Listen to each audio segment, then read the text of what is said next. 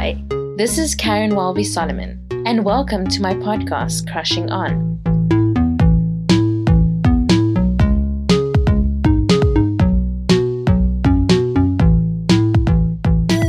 Welcome to episode 10. Today's guest on the podcast is Noxolo Mafu, who I call Nox, and is the fashion and beauty editor at Expresso. The two of us work together at Cosmo, so we have a little bit of history, which we speak about a bit in the podcast. But she is such a dynamic person and so fun to chat to that, this was an interview that I had to have. She's also the creative lead at Media 24, and she's just doing all the things that can be done. So, check her out after listening to this because, you won't be disappointed. In today's episode, we chat about Beyonce's Black is King. We talk about Michaela Cole's new show, I May Destroy You, which is coming out on Showmax soon. And we also talk a bit about a question that we get asked often, especially since leaving Cosmo. I get asked, was Cosmo like the bold type? And it's complicated, and we discuss it more in the episode. But I do want to say there was one point, I have to correct myself, where she says the bold type was based on Cosmo US. And I was like, no, I think it was based on Marie Claire, because I knew that Joanna Coles was the editor at Marie Claire and she created the bold type. But then I Googled it because, it didn't sit right with me. And apparently after she was editor of Marie Claire, she went on to become the editor of Cosmo. And that's why it seems more like Cosmo. So yeah, I'm correcting myself now before anybody tweets me and says, no, Caryn, you were wrong, blah, blah, blah, blah. Anyways, I'm going to stop rambling now. But before we get to this week's interview, I wanted to play a voice note that we got from Andy, who we interviewed on episode 6. And in response to last week's episode, he just sent in a little bit of a rant about what Teen Wolf meant to him. And we thought it was so special and lovely that we just wanted to share it with you too. And encourage you to send in your own responses to what you've experienced or what you enjoyed or what we've spoken about on the episodes. So yeah, here's Andy.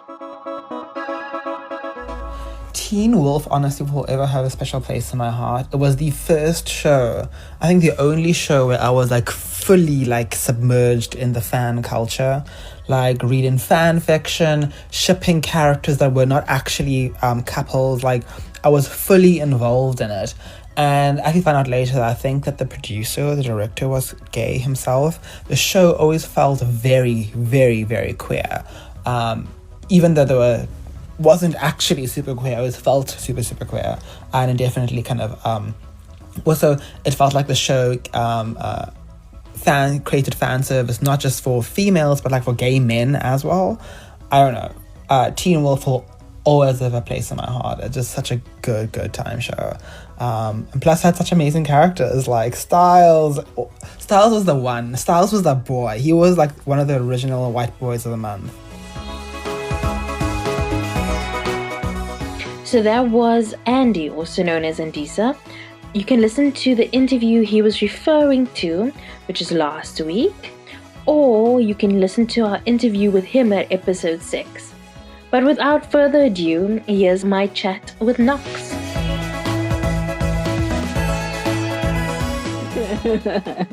So how have you been?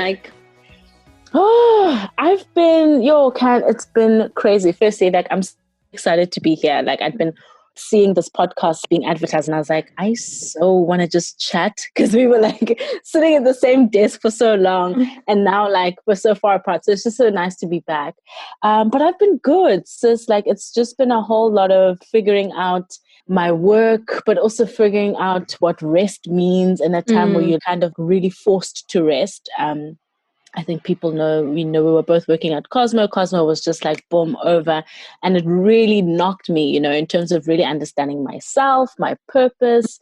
So I think these last few months have really just been trying to get back to myself and really trying to figure out what makes me happy, even outside of work, because I think that thing can also consume you so much that you don't know yourself outside of it. I don't know what your experience was. No, me was the same. I was going from crazy work to absolutely nothing. I was not prepared. I was dreaming work just before Cosmo ended. And oh my gosh. I was it was wild. It was wild, man. But I also don't. such an amazing experience. I think like I'm sitting in a place of gratitude now, in the sense that even all the like real shock and horror of it all, and really public way of finding out that you don't have a job, which was crazy. I think I'm really also okay with not knowing what's next, okay with also just learning as we go and not being afraid of being unfinished and not polished, you know what I mean? Because I think we're here now, we're being really vulnerable now. I think even this offering, which is so beautiful and so like we're just being vulnerable now with the stuff that we love, you know. Yeah, maybe gave us an opportunity to discover new things. Yeah, definitely. Everything happens for a reason. Good. What all the Bible text that people sent us when we lost our jobs. Yes, you see, all of a sudden I was like, I have never seen so many scriptures, and now they're antagonizing me. You know what I mean? Where it was bringing me grace, now I'm like, God damn it. Anyway, but I mean, you know, we're in a good place now. Things are good. Things are fun. I'm really enjoying the new chapters that I've started to enter. Yeah, it's been really cool. So where did it like start for you? So why did you decide to go into journalism or broadcasting? Yeah, sure. I've always liked things, hey? That's just who I've been. I've always liked things, and I've always just been inspired by, you know, we all grew up watching SABC1, and I would look at the ads, and that stuff raised me. So from Oprah, after I come from school, to, you know, a bit of Wild Room, to a bit of Days of Our Lives, Marlena, all these people who are doing these crazy things on my screen really like cultivated an interest for, I guess, TV and, you know, sharing your story, your personality. But I just didn't know what the name of it was, you know. So I went through school doing the things. And I think then by the time it got to matric, and I often share this, I really had no idea of what I wanted to do.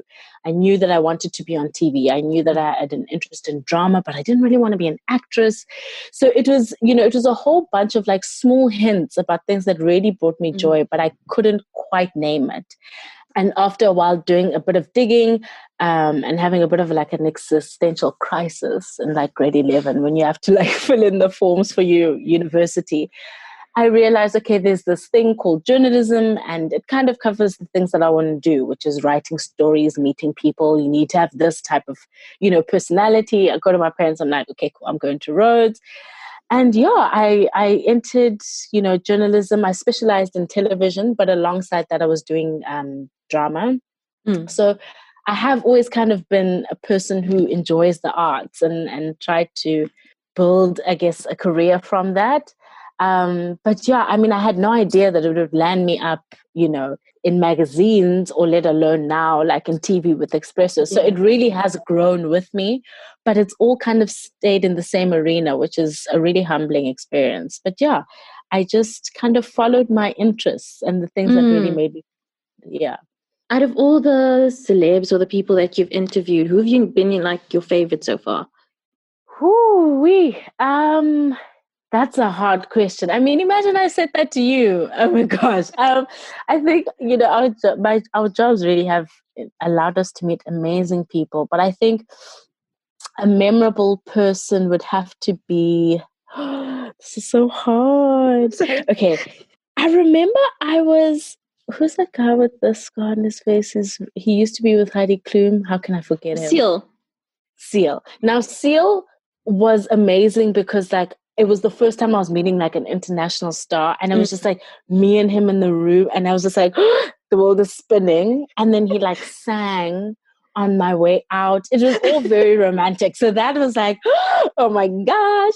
So Seal was one of that. I remember meeting also Boris Kodjo, which was also just... Was that at 24? Because I remember you coming to the office and everybody went like crazy.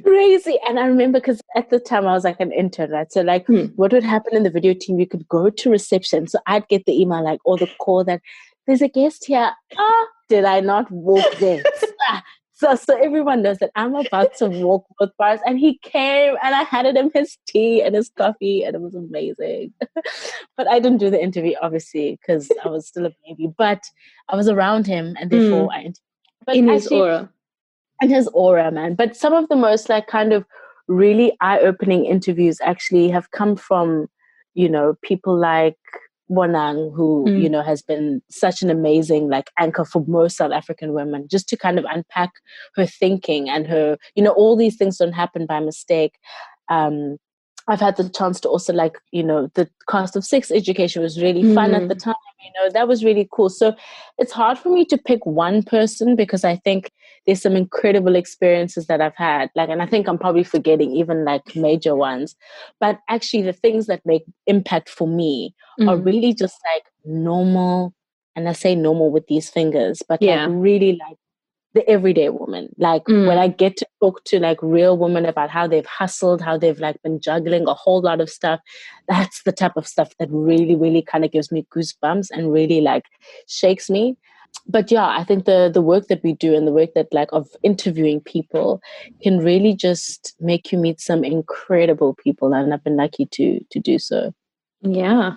I was trying to think of who you interviewed. Like before, when I was writing the question, I was like, this girl's interviewed so many people. I'm going to catch her off guard. And you really did. Because I'm trying to like think of one. This is so tough. I mean, even in politics, like, like Gwede Mantashe, for instance, is so funny. Like, I find him so funny. But like, then there's someone else like, you know, Pearl Tusu was also really dynamic to talk to. But yeah, I mean, blessed to have met a lot of people. But I think, yeah, those are my standout people. As fashion and beauty editor, so if you could steal like one celeb's wardrobe, who would it be? Like Tracy Ellis Ross. Like full on. Like it's a mixture, right? So I want Tracy Ellis Ross. Oh, Rihanna. Whoa, yes. Okay, so so if we can blend it together, because now it's like the ultimate theft game. I would run to Tracy Ellis Ross, after which I would quickly jog to Rihanna's closet. Then on my last circuit, just before I get like, you know, caught by the cops, I stop by Kim when Kanye started styling her. I don't care about before then. I want when Kanye started styling her. Have you ever seen that Vogue video where she's looking through all the styles throughout the years? And then it's like the before Kanye. And then she's like, let's just put this away. But also, like, I love that she also owns that really, like, ghetto version of herself. Like, that's kind of like the Kim I fell in love with, you know what I mean? Who was, like, low-key wearing poofs. Like, she was an icon at that time. But, I mean, I think, you know, to see how she's just changed in front of us has always just been so interesting to me. Shout out to her surgeons. Shout out to her surgeons. So I want their numbers. I actually want their number. For me, it's like Kylie. Oh my gosh. That girl looks amazing. I'm sorry. And it's no beef. Like when she was in WAP. Yeah. Stunning. I thought the same thing. I loved it. Everybody's like signing petitions. I'm like, this girl looks amazing. She looks amazing. Look, I do agree that maybe Normani should have gotten a bit of that silent moment. I don't understand why the song had to pause for her. But I really think she looks fly, man. I like Cardi's like vibe. Like, let's put all the baddies in one thing. Let's all have fun, be joyous, get that app going. If you could ideally interview one person like you haven't interviewed yet, who would it be? I'm fascinated by people like Zadie Smith. I'm fascinated by Michelle Obama. I mean, I think she's amazing. Who else? I have a huge crush on Tracy, so you'll probably hear me bring her up again because she's just like my hand. I just really think like this idea of really harnessing joy and harnessing like adventure in yourself is so important. And yeah, I really resonate with her. That. Who else? Yeah, I want to like hang out with Oprah. Just want to like hang out with her, just watch her. We don't need to talk. I'll just be there. I love this when her students from the school, when she like when they're just like chilling with her when she goes shopping with them. And the fact that these people are from my country, like I'm 1 degree of separation away from them, essentially. Like, I just want to be Oprah's friend. I just want to be in her garden and like roll around in her soil. But yeah, I mean, if I could interview off the top of my head, definitely those women. But I also like, I forget her name. She's an amazing politician in America, the young one. You're talking about Alexandra? Yes. Yes, who did. I find her remarkable and really like so dynamic, because to be a politician in Trump's America right now and to kind of stand against real disgusting behavior, like really adults acting like subpar as humans, like her real like direct assertiveness to stand for what she stands and to follow through on her mandate is really inspiring. Like at a time where I think I would have lost like steam, you know what I mean? Like every single day you need to keep pushing this thing. And it's just, even just watching her deliver her speeches, like even as someone who publicly speaks, I usually get like, you can hear when like spit is coming in my mouth or like I'm getting nervous. I've never heard you nervous in my life. I will. I'm serious. But she's just got this real clarity that I'm really inspired by. People also like Viola Davis, who I find remarkable, just big, resounding presence in their industries and just have done so well to do so. Yeah. Such good answers. Oh, thanks.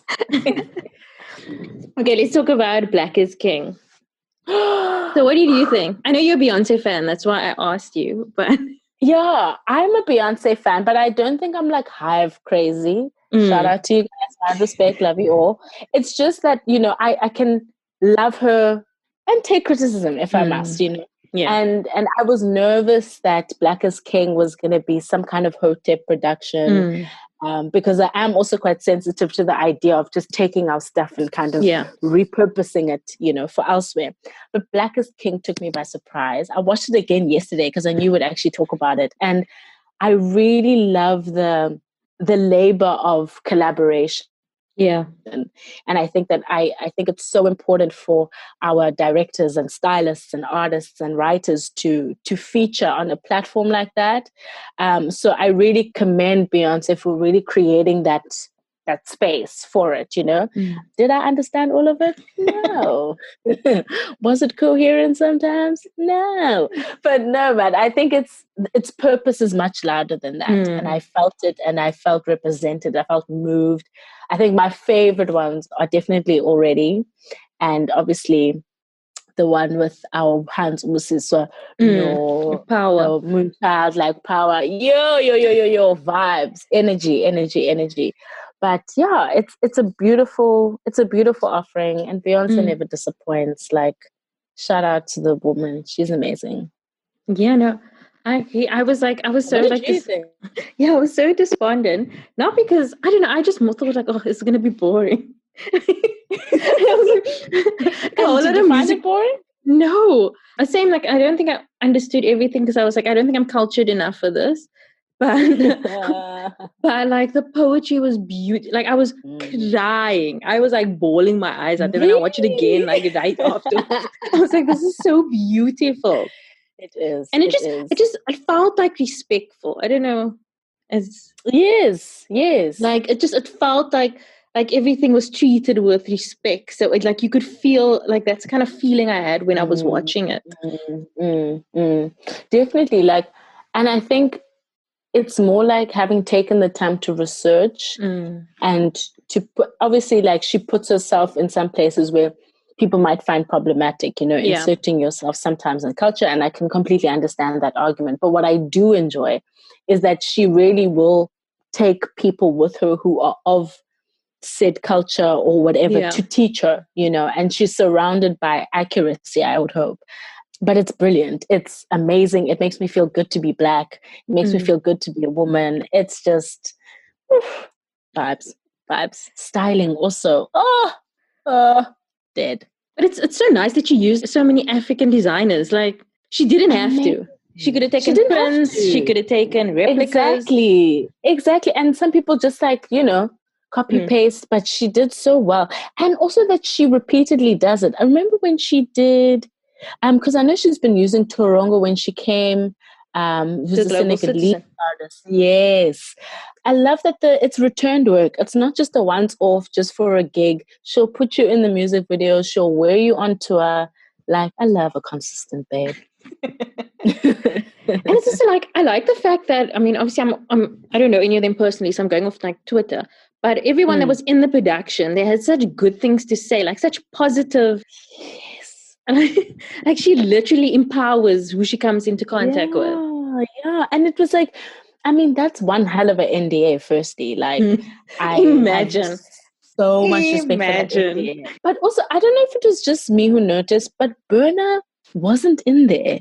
But he was in a song, if I remember No, there was a correctly. few people that I think was not in the actual video, but were in songs. You see, I wanted to see him, but I was like, hey, I wonder what's happening there.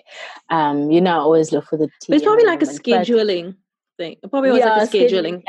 Yeah. No, but I mean, it was brilliant, and I really enjoyed it. I really love the collaboration of people like from Trevor, also our local stars who are just like doing the things. Like you can't help but be, inspired. Ulindi, literally like beautiful, beautiful humans just showing up and showing off in ways that we need to see. Yeah, so like going back to the NDA thing, like so many people and nothing came out. Nothing. Like it was like one person you could have understood. No. Nothing. Literally, it was tight, like sealed. I really wish I could have a circle like that. Not a circle, but just like a legal team that could be like, don't even think about it, don't even whisper it, nothing. And from today, you don't even know who Beyonce is. You don't know today until a year from now, you won't know anything. Imagine you see that Parkwood Entertainment email, bling bling, and you're like, my life is about to change. But truly, I think like someone actually that, it's not even that the NDA has probably got so many clauses. It's just that, the work matters. And I think everyone who goes into that would not want to ruin such a special and important moment culturally, so. Yeah. Okay, so I saw you started watching The Bold Type. So how far are you? So now I like in the last season 4, I think. Yes, I'm in season 4 and like she's lost the election. She's very stressed. Oh, they're about to get married though. Sutton and her Mians are about to get married. So I'm there. Look, it took me forever to get into The Bold Type. I love it. I think it is such a fun and really like close to my heart because it reminds me a lot about our Cosmo experience. Like, I mean, with less budget, obviously. I was like, your Cosmo experience and my Cosmo experience is very different. And that reminds you of Cosmo. No, I genuinely mean it in the sense that, like, in terms of just magazine, like, life, you know what I mean? Like, really, a brand can start to intersect, your idea of womanhood. Like, how these girls, like, really, like, mission behind the brand of Scarlett, and it becomes a lot more than just a brand, but a lifestyle and how they walk in the world and how they want to, create impact. And I think I really, really resonate with that. And also just like figuring it out, from like Kat wanting to possibly peg her partner to, being lesbian or gay. It's just, man, each episode I'm like, this is wild, but also really like, it's fun. It's like, it's kind of relatable, but you're like, that's not my problems, but I kind of understand where you're coming from.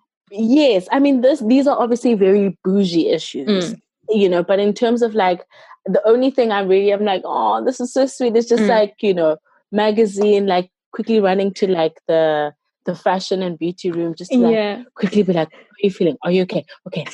And then go out there, it really in that reminds me of it. But it's amazing. And I think, it's a fun show to watch if you just really want to feel good, have something light. Yeah. I was watching it the other day and then they said something about like deadline. And I was like, oh, deadlines. I must have. Dude, I still get like stomach pains. Like when she was saying something about, because they were going to change the flat plan because they realized like, they need to transform. The day before.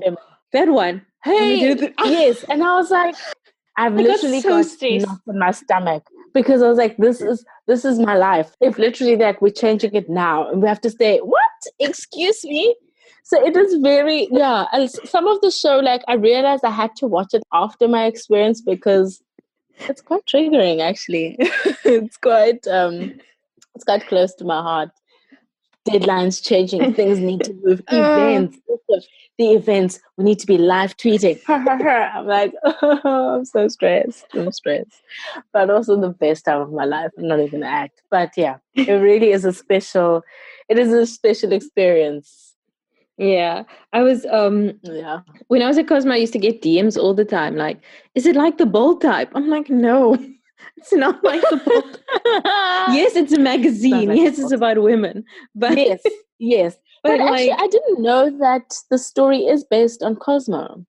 I thought it was Marie Claire. I thought it was Joanna I didn't Coles. even know. Yeah, it's a her title though. Maybe I'm wrong about Cosmo, but I heard that it was based on things. So I was like, okay. But you can see like similar vibes, like that woman empowerment, plus fashion and beauty. Definitely. And also like, yeah, the kind of focus of their content. But what I like is that also just having, watched the things that they focus on, obviously like mental health, like kind of that sexual liberation and all of this stuff was very similar to the kind of topics we were handling. Yeah. With Cosmo in our own terrain. So what I really felt good about even watching that is like, man, yeah, we're all on the same page and we're all kind of like rallying for the same thing. We're reflecting what pop culture is saying should be the hot topic. So it was really cool to be a part of that. Yeah, but it's also kind of sad because like you see how much they are doing and you can see how much we still could have done. But I don't know if I'm like reopening old wounds yet. Yeah, now but yeah, it's different markets, but I completely agree. Like, yeah, it is like a sore kind of point. But like you're saying, like these things have their times. And yeah. The other thing that we were super into at Cosmo was Luke T and Shanice. And have you been keeping up to date with from Love Island? Yeah, just add that in. Let me just tell people up to speed. What happened was with Love Island. I was not here. I was not in the Love Island tip at all. And every time I'd come into the office, Caryn, Ash, and Jamie, hey? Yeah, would have like these fat conversations about like, oh my God, Love Island, I was like, what is this Love Island like, Eventually they're like, bro, just catch up. Eventually I just sat down and I did it and I could not get my eyes off the show. It is amazing. I love the whole format, but I love that also my first time getting into it was the one in Cape Town. Yeah, that was me too. That was my first one. I tried season 1 before that and I found it boring and then I watched But you spoke like an expert. I was like, I'm like this new kid on the block playing catch up, gotta be up to date with my pop culture queens. But it was a brilliant show and I fell in love with Luke T and is it Shanice? How do you say it? Shanice. Yeah, I think it's Shanice. I love them. I still stay up to date. I'm obsessed. They've got a new apartment. Did you see? Yes, and I see them traveling. Have you noticed to Greece. I'm like, how? They are living it up. They're influencing. My babies are working, okay? They are getting their checks.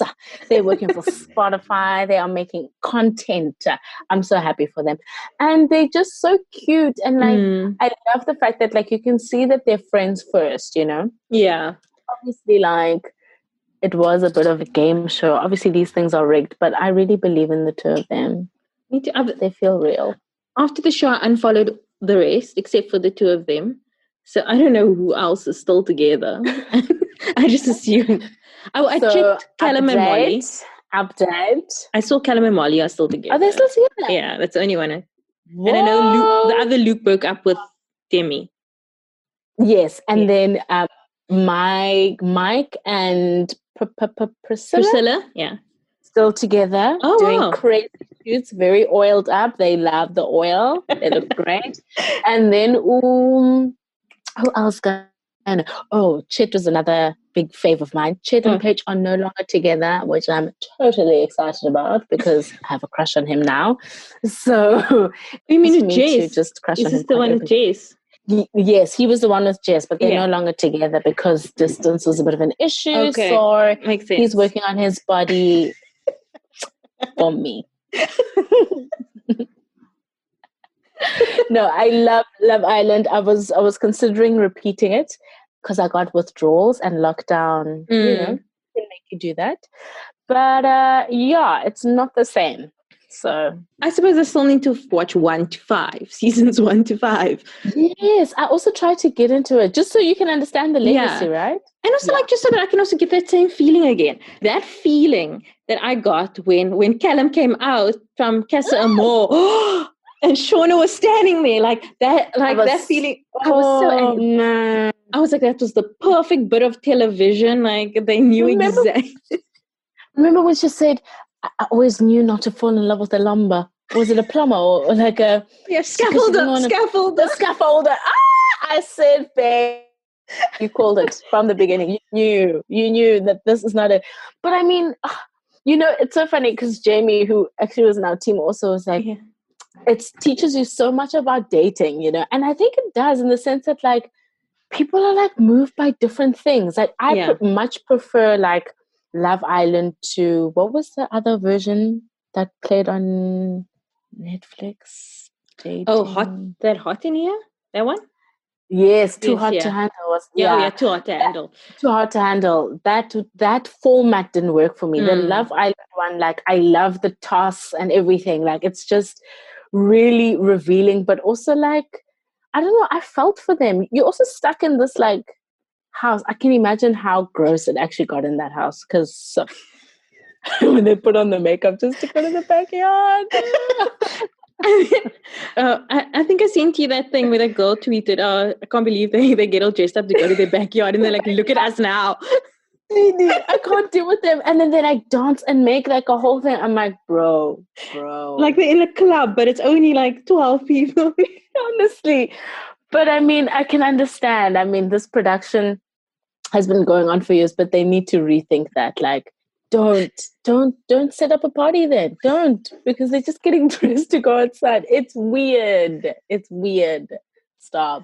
And all these dates were like to the beach, but the penguins. How many people went to the damn penguins? I know. They went to the penguins, or like it was really like a poor representation of what's possible in Cape Town. They could have done so many more things in Cape Town. Yes, they should have just called me. I would have been the perfect host to run them through the streets of Cape Town. They would have been in good hands. But no, they chose to go see the penguins. Imagine me, I hate the fucking beach. Imagine they tell me, oh no, you're going on a special date. I'm leaving the villa. I'm all excited to the beach. Imagine. Put high heels on. For the beach. But most people love the beach. Like, we're the people who are losers. Most people actually are like, the beach, amazing. Yeah. But that is still better than those dates where they're like downstairs when the new guys come in and then they all watch from the balcony or something like that. That, or when they do that thing where you go into the bedroom and then you can have a sexy night. What could possibly be happening? Like, truly, like, we're all like, it's just really corny. Like, we're all like one room away and we're all like, ooh, they're going to have a sexy night. Literally, it's just a room with red bedding. That's the only difference. Really, that's... And when Luke T, like, when Shanice got angry with him and she was like, you told them that we were naked or whatever. He's like, but I was naked. What was this? Like, my baby. Yeah, but like to boys, like that's simple. That was the truth. We were naked and we were in bed together. But obviously, what is she? Jasmine, hey? Jasmine loves Princess Jasmine. Yes, Princess Jasmine. But that date, that date at that castle. Oh my God. It was stunning. I cried. Like, it was, to me, like I was starting to cry and being like, these people like really love each other. Like, I couldn't believe I was watching this happen in front of me. Like, they really did not know each other. And like, there was a vibe in the beginning. Yeah. And remember, because Luke T was snatched by that other girl first. Yay! I was worried. Luke was lost, alone, and afraid, but he found his girl and he saw what the truth is. Yeah, love me some Love Island. I was converted by that season. I was like, before that, I was like, why are people talking about this damn show all the time? And I was like, no, I understand. even the narrator, I would be like, this is crazy town. Why is this man so loud? But now I'm like, love him. Even just hearing him, I'm like, and then when they play the competition, I'm like, yes. Yeah. Love me some Love when they Island, spit guys. in each other's mouth. Oh, What are you talking about? that one where they had to eat something and then spit it into like the other person's mouth. Do you not remember that one? It was disgusting. I don't remember it. That is disgusting and inappropriate. I mean, no one should be doing that when the lights are on. That's not right. And I think there were people there that weren't like in like love connections and were just like, friend connections. Shame, like Probably Nash. Naz. I don't know why I called it Nash. Naz was he was a perpetual loser. It sucked. He was friends back to back. Why did he still with that girl that he left with? and then everybody voted him out. I don't think so. He was actually becoming a burden. Like, he actually wouldn't leave. Like, at some point I was like, Hamba Puti, you are nobody wants you. Like, how long have you been here? Poor Demi wanted him. But then he didn't want her. Yeah, but Demi, guys, I was actually really... No, but that for me, like, that's the kind of stuff I can't deal with. Like, crazy, like you're falling, your high-pitched laugh. It's too much. It's too much. I need one to go down. Oh my God. So, I don't know where they'll do is the next season recording now? No, they haven't recorded. I don't think they've started yet. They haven't said. But they said they know. Vivi is in the way. Yeah, but I know the American one, like, because America has their own one, but they are going to be filming theirs. I haven't seen it either. But they're going to be filming theirs, but it's going to be like in the States. They aren't going to some tropical location. No, let's keep it with the UK, Oaks. Let's just wait for that one because, whoa, the fire. But truly, like, I met, I think I've always also, truth be told, have a thing for like UK boys. Like, or Mandem on my like kryptonite. Mandem, all of those brothers. Hello. So I really, when it comes to Luke T and like Chet, Mike was a bit too much for me because he was always just smooth operating. I thought I liked him in the beginning. I was like, he's the best looking guy. And then he just got annoying. Like, he got very annoying. What is that girl's name that was with him? Priscilla. No, before Priscilla. Leanne had no personality. I got like the ick. I remember that. Literally, she's like, I'm not feeling it. And then she just laid about and then got up. Yeah, she didn't even bother finding another guy. Nah, she didn't give a damn. I actually have mad respect for her. She didn't give a damn. She was like, whatever. I'm gonna do my own thing here. Free holiday. Yeah, she was like, whatever. Cool. You guys do your thing. Yeah, that was a great show. It was. So what else are you into right now? Like music, series? Because I know you always have like the best music taste. Oh my gosh, thanks. I have been, let's look at my phone. So I've been doing this thing on my IG stories where I ask also my followers who they're listening to. So who am I listening to? Sir is my favorite. I'm loving... Okay, so my favorite at the moment is Focalistic, who is giving us guest star. He's my favorite right now. Joey Badass's mixtape, which is called The Light Pack, which is really, really cool. Very hippity hop, but, sometimes you have to go back to your roots. For something a little bit more chilled, Rum Gold is my favorite. There's a song called Call It What You Want, which I've really loved. Great for like rainy day stuff. But I just actually finished watching I May Destroy You, which was... me too. Just finished it. Phenomenal. Caryn, like, what? How crazy? I haven't even watched anything else since that because I can't. It's just too much. You know what I mean? Too much. It was like quite like triggering in the beginning. Like I felt it was hard to watch. Like that's one in the beginning, and just because it was so, I could feel the impact. Like even just her flashback to that thing, I was like, I was in her body, And I think as women, we constantly live with that fear. or even have that experience embedded in our bodies, unfortunately. So it's just so like hectic to watch the show, but I think she did it so beautifully. And handled it so sensitively. And all the like nuances, like the things, I mean, I don't want to say I didn't think of, but you don't think how it all falls together, like, you know, them like taking condom off, not telling you, you know, like withholding information from you, like the setup with Terry, with the two guys in Italy, like all those things, like it's so like dark. it's all the different areas of what consent means, and and it was just like, it's how so brilliant. But Caryn, do you realize, like, I think it's also so like revealing how little men know about this. You know what I mean? It's like, it's not only men. Sometimes women also don't know, but it's not that it's not ignorance, because there are people who lean into that power. But like for me, it was so revealing that like you don't realize that you taking off a condom while I'm having sex without my consent is rape.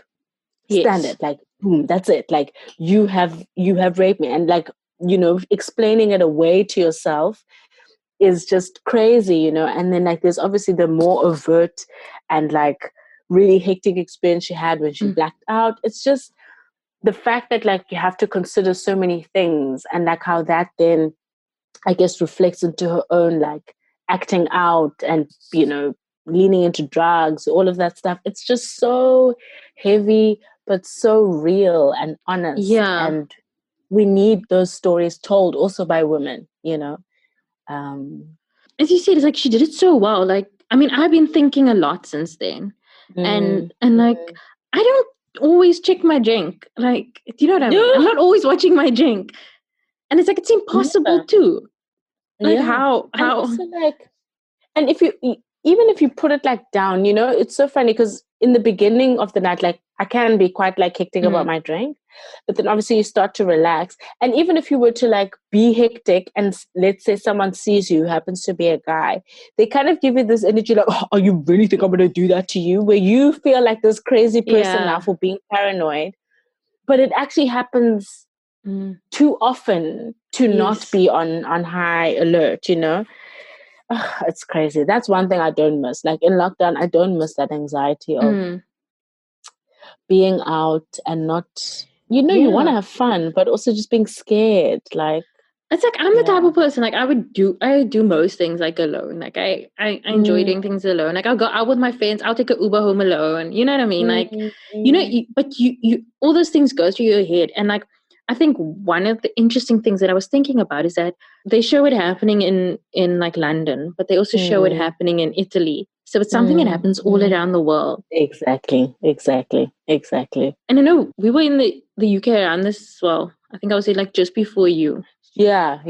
And like when I was there, I was fully alone most of the time. Like I mean, I was with my friend when we were like do things, but like she had like her studies to do and stuff. So I would like take a bus and take a train by myself and do my. And you know, you just think it's so much safer than South Africa. But 100%. Meanwhile, you know, there's different ways. Everywhere. Yeah, Yes. And it's like, and it was like all different types of men also. Do you know what I mean? Like it can, and it doesn't have to be a dodgy looking gent. Yeah. You know what I mean? Like I think also like you start to realize like it's anyone. I don't even want to describe someone because it can be anyone, you know. Exactly. But you're right. Like even when I was in the UK, I felt super safe. I was like, this is amazing. I shouldn't move here. It's so chill. But it happens everywhere, and the common denominator, unfortunately, is men. You know what I mean? Like we have to like start doing the sums here. You know, and we need, and even men doing it to each other, which I really love that. I loved that. I really loved how like consent was even discussed, you know, between men, and him going to the police station and having to experience such a vile, that made me so angry, such a vile experience, you know. And I can imagine that happens in other things also, like things that I can't even comprehend, you know. So really just so many blind spots were open to me through that show. And like, I mean, when I'm strong enough, I'll watch it again, because I did force myself to finish it, because I was like, I don't know why it's so, like, I won't lie, the first 2-3 episodes, I was like, it's that repeated visual with the, I couldn't, There was a lot of things that I was like, looking away, or like when you know something bad is coming, so you're like press pause for a bit and like look around. Even like when she's like drunk and like walking alone, and you realize like if you're drunk, someone could just be following you. Like very good. I mean, not to discourage anyone from watching it. Like it's such a great show. I think you should definitely watch it. Such beautiful visuals, but it's a real piece of content. Like I love it. Yeah, I didn't feel like, when you finish watching it and you're like, oh, it was interesting, but I'm never going to watch it again. I didn't have that feeling. Like it's something that I feel like I would watch again just to try absolutely. So that's why I think it has that kind of, it has a kind of appeal about it. And to even see what you missed, because I like watching things sometimes a second time to be like, okay, so now what did I miss? And I think I really will enjoy it the second time around to be like, oh, she was leading us to that, And I like how she also criticizes herself, how she treats Kwame, and like she goes back and like you like, what is the character's name? Arabella. Arabella isn't a perfect character. Yeah. She's not, firstly, she's not the perfect victim, which shows that, that it does, you don't have to be the perfect victim to be, to be that. Yeah. But yeah, no, it was excellent. It was great. Okay. So let's go back into like the frivolous questions. Yes. So in the movie of your life, who would play you? Oh, You're going to say Tracy Ellis Ross again? Nah, she's way too old. I can't do that. I'm sorry. No, she's too old. Okay, hold on. This is really hectic questions. Sometimes I need visual stimuli.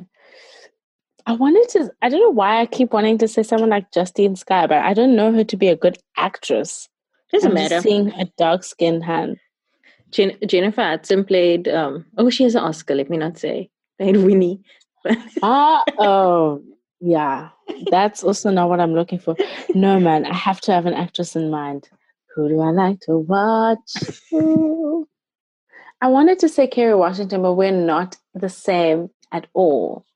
But I like the way she acts. But then she has that face now that's turned into a meme. So I don't know if this is a good idea casting-wise. Eva Mendes, and it's weird, right? I've always just loved her from Hitch, and she's going to play me. We don't look alike, nothing. It doesn't work. But actually, if I were to choose it, it would be Issa Rae with a Kerry Washington mixture. So from a look and vibe, probably Issa Rae, but energy. I can actually see Issa Rae because she's got like that cool girl vibe about her. Do you say I'm cool? No, it was a lie. Anyway, next question. Yes. What is your all-time favorite series? The Office. Oh, that's very didn't expect that. Okay. Cool. I love it. Like, I think people don't realize, like, I really like simple, like bland comedy. Like, yeah. The Office, I've watched it from season 1 back to season 8 a number of times. I know a lot of the episodes line by line. So, yeah, I think it's The Office. You actually do have quite a like Office type humor. Like I actually see it now. Like the childishness, yes, in meetings, like I was putting actually faces. Like I was talking to someone on IG, and they tagged me on something about when you look at your coworker in a serious meeting or something and you burst out laughing. And an old colleague from Cosmo tagged me on it, and I was like, yeah, that's what I do. Like I'm really trying to be serious, but I'm like, if one thing happens, I'll just look at you like, and then it's over.